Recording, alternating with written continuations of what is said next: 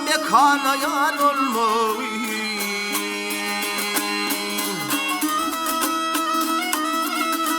Ayın yatına yarım diyeydin da biman olmuş. Öğüt bergin deyi duşa ahır elim gelir başıya.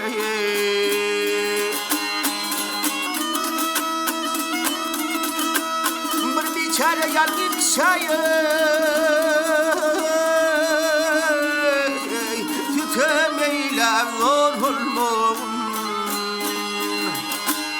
zor olmağın aylar olmağın.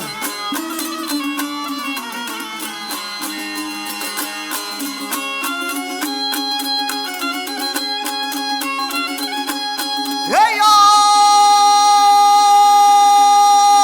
dileğim Allah'a yeter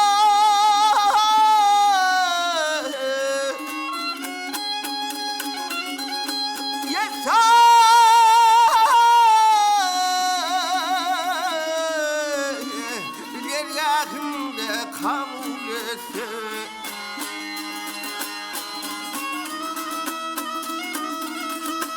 Yorgunum ayırdım öldüğünü söyley, yalancıda horulmağın. Mağtın gülü yoktur yalan, durman geçer muğa gelir.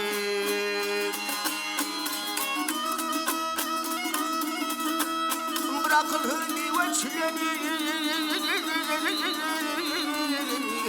gen duşolu dost olmağın, aylar olmağın.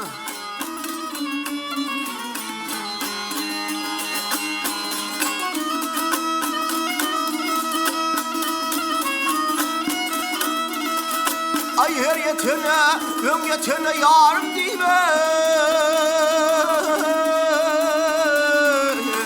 Ay den duşolu dost olmağın.